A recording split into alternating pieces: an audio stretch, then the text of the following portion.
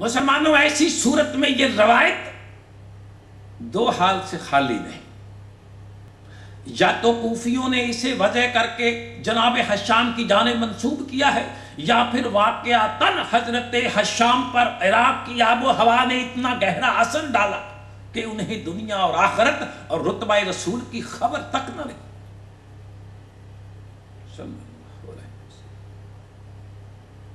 ہم خود جناب حشام کے بہت مداح ہیں، ہمیں ان کا ایک قول آج تک حفظ ہے جو انہوں نے اپنی مدنی زندگی میں فرمایا تھا، ہم نے آج تک اسے اپنی گرے سے باندھ رکھا ہے۔ آپ بھی یاد فرما لیں، احادیث رسول صلی اللہ علیہ وسلم کے اعتبار سے ان کا یہ قول حب رسول اور دینی زندگی میں قدم قدم پر کام آئے گا۔ انہوں نے فرمایا تھا جب تم سے کوئی عراقی 1000 حدیث بیان کرے، یہ حضرت حشام نے خود فرمایا تھا کہ جب تم سے کوئی عراقی 1000 حدیث بیان کرے تو 990 زمین پر پھینک مارو، باقی 10 میں بھی شک کرتے رہو۔ مسلمانوں، اگر ہم ان کے اس قول کو پیش نظر رکھیں تو بہت سے مسائل خود بخود حل ہوتے چلے جائیں گے۔ پھر تدوین حدیث کا ایک بہت اہم قاعدہ اور اصول یہ ہے کہ اگر کسی راوی کا آخری عمر میں حافظہ خراب ہو جائے تو اس کی وہ روایات قبول نہیں کی جاتی جو اس کے شاگردوں نے خرابی حافظہ کے بعد سنی اور روایت کی ہو۔ اب اگر واقعہ ہی امام بخاری نے خود باہوش و حواس خمسہ یہ حدیث اپنی جامعہ میں درج کی ہے تو ایمان کے اعتبار سے ہمیں یہ افسوس کے ساتھ کہنا پڑتا ہے کہ بخاری صاحب کے لیے یہ ہرگز مناسب نہ تھا کہ وہ حشام کی وہ حدیث نقل کرتے، وہ روایات نقل کرتے جو حشام نے حافظہ کے جواب دینے کے بعد اہل عراق سے بیان کی، یا اہل عراق نے حافظہ کے جواب دینے کے بعد ان سے منسوب کر کے بیان کی، کیونکہ محدثین کا اصول اپنی جگہ قائم ہے اور اس اصول کو ہر محب رسول صلی اللہ علیہ وسلم پسند کرتا ہے۔ اب کوئی یہ نہ سمجھے کہ ہم بخاری کے خلاف ہیں، نہیں، ایسی کوئی بات نہیں۔ ہم اپنے ہر چھوٹے بڑے سے محبت اور احترام کا معاملہ رکھتے ہیں، مگر جب کسی کی بات قرآن کے بیان، اصول مسلمہ اور کردار رسول سے ٹکرائے تو ہم اس کی اس بات سے اختلاف کرتے ہیں، کیونکہ دین اسلام میں وضع اصول اور قانون شخصیتوں سے بدل نہیں جاتے اور نہ بدلنے چاہیے۔ اب یہ دوسری بات ہے کہ کسی طبقہ نے آمنتا بخاری کا کلمہ پڑھ رکھا ہو۔ ہماری تیسری دلیل حاضر ہے، جناب ابن حشام نے نبی کریم صلی اللہ علیہ وسلم پر ایمان لانے والوں کا تذکرہ السابقون الاولون کے عنوان سے اپنی کتاب سیرت النبی جلد 1 صفحہ 165 پر کیا ہے۔ حضرت خدیجہ رضی اللہ سے ابتدا کرتے ہوئے مردوں، عورتوں اور بچوں کا تذکرہ ترتیب وار ایک فہرست میں پیش کرتے ہوئے لکھتے ہیں کہ بشمول حضرت خدیجہ، حضرت زید، حضرت علی اور حضرت ابو بکر، پھر اس کے بعد ابو بکر صدیق کی دعوت پر عثمان بن عفان، زبیر بن العوام، عبد الرحمن بن عوف، سعد بن ابی وقاص اور طلحہ بن عبید اللہ، یہ 8 آدمیوں کی سماعت ہے جو سب سے پہلے اسلام لائے اور جنہوں نے اسلام کی جانب سبقت کی۔ پھر ابو عبیدہ عامر بن عبداللہ بن الجراح اسلام لائے، پھر ابو سلمہ بن عبد الاسد اور ارکم بن ابی ارکم اور عثمان بن مظعون اور ان کے دونوں بھائی قدائمہ بن مظعون اور عبید اللہ بن مظعون ایمان لائے۔ پھر عبیدہ بن حرس، سعد بن زید اور ان کی بیوی فاطمہ بنت خطاب حضرت عمر رضی اللہ عنہ کی بہن، اور اسماء بنت ابی بکر اور عائشہ بنت ابی بکر ایمان لائیں، وہ ان دنوں چھوٹی تھی۔ پھر خباب بن الارت مشرف بے اسلام ہوئے، ان کا مکان صفا پہاڑی پر واقع تھا، انہی کے مقام میں رسول اللہ قریش مکہ سے چھپے ہوئے تھے، حتیٰ کہ مسلمانوں کی تعداد حضرت عمر کے اسلام لانے پر 40 ہو گئی۔ جب مسلمان پورے 40 ہو گئے تو یہ لوگ باہر نکل آئے، تو مسلمانوں ابن حشام کی تشریح کے مطابق تو یہ بات ثابت ہوتی ہے کہ السابقون الاولون میں حضرت اسما کا نمبر 19واں اور حضرت ام المومنین حضرت عائشہ رضی اللہ عنہا کا نمبر 20واں.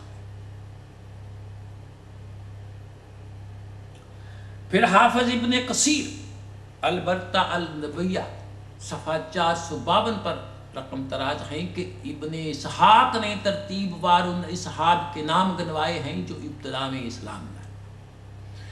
پہلے شروع کے 9 نام گنوانے کے بعد ابن اسحاق کہتے ہیں کہ پھر ابو عبیدہ اسلام لائے اور ابو سلمہ اور ارقم بن ابی الارقم، عثمان بن مظعون، پھر عبیدہ اور سعد بن زید اور فاطمہ بنت خطاب اور اسما بنت ابی بکر اور عائشہ بنت ابی بکر ایمان لائے، اور یہ اس وقت کم عمر تھی. اس جگہ ابن اسحاق نے حضرت عثمان بن مظعون کے دونوں بھائیوں دائمہ اور عبداللہ کا ذکر چھوڑ دیا ہے، تو اس طرح حضرت اسما اور حضرت عائشہ کا نمبر 17واں اور 18واں بن گیا. اگر ان دونوں کے نام داخل کر لیے جائیں تو ام المومنین کا وہی 20واں نمبر آتا ہے. بالکل یہی تفصیل سہیلی نے اپنی کتاب العروض العرف میں بیان کیا ہے. یعنی حضرت ام المومنین حضرت عائشہ حضرت عمر رضی اللہ کے اسلام لانے سے کافی قبل سن 1 نبوی میں مشرف با اسلام ہوئی. اس تمام تفصیل سے یہ امر تو واضح ہو گیا کہ ام المومنین سابقین اولین میں داخل ہیں، نبوت کے پہلے سال میں ایمان لائیں. اگرچہ اس وقت ان کی عمر کم تھی، لیکن اتنی عمر تو مسلمانوں یقیناً تھی کہ وہ اسلام اور ایمان کے مفہوم کو سمجھ سکے. لہذا لازماً وہ نبوت سے 6، 5، 6، 7، 8 سال قبل پیدا ہوئی، تو اس وقت ان کی عمر کم از کم 6-7 سال کی تو ہوگی، جو نبوت کے 13ویں سال رخصتی کے وقت 19 سال کے قریب بنتی ہے. پھر بھی ہم اپنی دلیل یہیں ختم کرنے والے نہیں، مزید دلائل سے آگے بڑھاتے ہیں. حیات سید العرب کا مصنف اسماء سابقین کا ذکر کرتے ہوئے لکھتا ہے کہ سب سے پہلے ورقہ بن نوفل ایمان لائے. ورقہ کے بعد سب سے پہلے حضرت خدیجہ ہیں، ان کے بعد مردوں میں ابو بکر، بچوں میں حضرت علی، مگر حوالی میں زید بن حارث ہے. پھر ام ایمن، پھر ام رومان زوجہ ابو بکر، پھر ام خیر والدہ ابو بکر، پھر اسما بنت ابی بکر اور حضرت عائشہ حضرت اسما کے ساتھ ایمان لائے. اس طرح ام المومنین کا نمبر 10واں بنتا ہے. اس کی تائید حافظ بلقینی اور حافظ عراقی نے بھی کی ہے. ابن مندہ، ابن طہیر طبری، بغوی اور ابن قانے اور ابن السکن وغیرہ نے ورقہ کا شمار صحابہ اکرام میں کیا. ابن سعد لکھتے ہیں سب سے پہلے جو عورت ایمان لائیں وہ حضرت خدیجہ ہے، ان کے بعد ام فضل والدہ حضرت عباس، پھر اسما بنت ابی بکر اور عائشہ ہے. اور یہی قول حضرت عباس رضی اللہ کا اپنا ہے.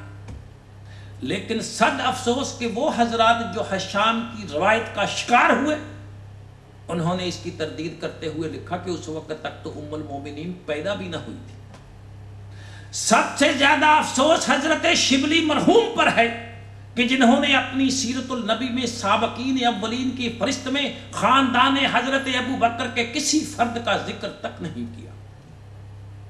اس طرح انہوں نے ام رومان، ام خیر، اسما اور حضرت عائشہ کے نام اس فہرست سے خارج کر کے نہ صرف یہ تاریخی کارنامہ انجام دیا بلکہ حضرت خدیجہ کے علاوہ کسی عورت کا نام لینا تک گوارا نہیں کیا. حتیٰ کہ نبی کریم کی صاحبزادیوں کا بھی کوئی ذکر نہیں کیا. لیکن وہ حضرت علی کو قطعاً نہ بھول سکے. گویا آج تک جو بھی بہکا وہ اسی حشام والی روایت کے باعث بہکا. یہ روایت اس طرح دماغوں پر چھائی کہ تمام احادیث اس کے مقابلے میں نظر انداز کر دی گئی. ارے حشام کا تو آخری عمر میں عراق آ کر دماغ خراب ہوا تھا، لیکن اس نے اوروں کا جوانی میں ایسا دماغ خراب کیا کہ انہیں اس کے سوا پوری کتب احادیث اور تاریخ میں کچھ نظر نہیں آیا.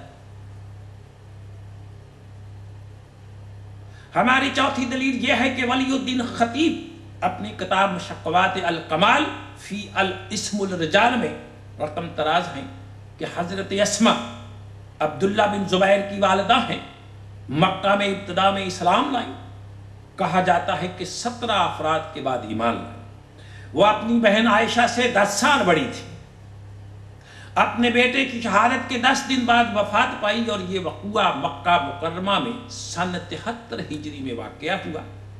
اس وقت ان کی عمر 100 سال ہوئی۔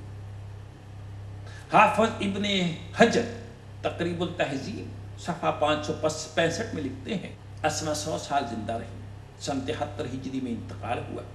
حافظ ابن کثیر اپنی مشہور کتاب البدایہ و النہایہ صفحہ 246 میں لکھتے ہیں کہ اسماء کی بہن عائشہ ہیں، ان کے والد ابو بکر صدیق، ان کے دادا ابو قحافہ، ان کے بیٹے عبداللہ، ان کے شوہر زبیر ہیں۔ یہ اور یہ سب کے سب افراد صحابی ہیں۔ حضرت اسماء اپنے بیٹے عبداللہ اور اپنے شوہر کے ساتھ معرکہ یرموک میں شریک ہوئی۔ یہ اپنی بہن عائشہ سے 10 سال بڑی تھی۔ سن 73 ہجری میں حضرت اسماء کو اپنے بیٹے عبداللہ کی شہادت کا سانیہ دیکھنا پڑا۔ اس واقعہ کے 5 دن بعد حضرت اسماء نے وفات پائی۔ وفات کے وقت ان کی عمر 100 سال تھی، نہ ان کا کوئی دانت ٹوٹا تھا، نہ ان کی عقل میں کچھ نقص ہوا تھا۔ مسلمانوں، پھر حافظ ذہبی اپنی کتاب سیر اعلام النبلہ جلد 2 صفحہ 208 میں تحریر فرماتے ہیں کہ اسماء بنت ابی بکر حضرت عائشہ سے 10 سال کچھ اوپر بڑی تھی۔ عبد الرحمن بن ابی الزناد کا بیان ہے کہ اسماء عائشہ سے 10 سال بڑی تھی۔ اربع کا بیان ہے کہ اسماء کا انتقال 100 سال کی عمر میں ہوا۔ مورخ محمد بن جریر طبری اپنی مشہور عالم تاریخ طبری جلد 4 صفحہ 50 میں حضرت ابو بکر کے حالات کے بارے میں لکھتے ہیں کہ ابو بکر نے زمانہ جاہلیت میں 2 نکاح کیے، ایک قتیلہ سے جن کے بطن سے عبداللہ اور اسماء پیدا ہوئے، دوسرا نکاح ام رومان سے جن کے بطن سے عائشہ اور عبد الرحمن پیدا ہوئے۔ یہ چاروں اولادیں ان دونوں بیویوں سے پیدا ہوئی، اور یہ تمام اولاد زمانہ جاہلیت میں پیدا ہوئی۔ اب یہ بات تو غالباً ہر مسلمان جانتا ہے کہ بعثت رسول سے قبل کا زمانہ دور جہالت کہلاتا ہے۔ اس بات پر ذرا غور فرمائیے کہ فرقہ سبائیہ حضرت عائشہ کی عمر پیش کر کے ام المومنین کا مذاق اڑاتا ہے، اور مورخ طبری خالص شیعہ ہیں، لیکن وہ اس بات کا تحریری تاریخی اقرار کر رہے ہیں کہ ام المومنین زمانہ جاہلیت میں پیدا ہوئی۔ اب اگر ام المومنین بعثت سے صرف چند سال پہلے پیدا ہوئی تو اس لحاظ سے ام المومنین کی رخصتی 19-20 سال کے لگ بھگ بنتی۔ ہاں، یہ ضرور امکان ہے کہ ان کی عمر اس سے کچھ زیادہ ہو، اس سے کچھ کم نہیں ہو سکتی۔ ہم نے یہاں مورخین کے ہی نہیں محدثین کے حوالے بھی پیش کیے ہیں تاکہ کسی کو یہ کہنے کی گنجائش نہ رہے کہ ہم تاریخ کو تو مانتے نہیں۔ محمد بن جریر طبری مورخ ہی نہیں، نامور مفسر قرآن بھی ہے۔ حافظ ذہبی، حافظ ابن کثیر، ولی الدین محمد عبداللہ الخطیب کا شمار محدثین میں ہوتا ہے۔ یہ حضرات صرف مورخ ہی نہیں، محدث اور ماہر رجال ہیں۔ ان تمام مورخین اور محدثین کا اس پر اتفاق ہے کہ ام المومنین حضرت عائشہ اپنی بڑی بہن حضرت اسماء سے عمر میں 10 سال کچھ چھوٹی تھی۔ حضرت اسماء کا مسلمانوں انتقال سن 73 ہجری میں 100 سال کی عمر میں ہوا۔ اس لحاظ سے جب ہم یہ دیکھتے ہیں تو ثابت ہوتا ہے کہ سن 1 ہجری ہجرت مدینہ کے وقت حضرت اسماء کی عمر 28 سال بنتی ہے۔ اس حساب سے ام المومنین کی عمر ہجرت مدینہ کے وقت 18 سال، ہجرت سے 2 سال قبل نکاح کے وقت 16 سال، ہجرت کے اگلے سال رخصتی کے وقت 19 سال بنتی۔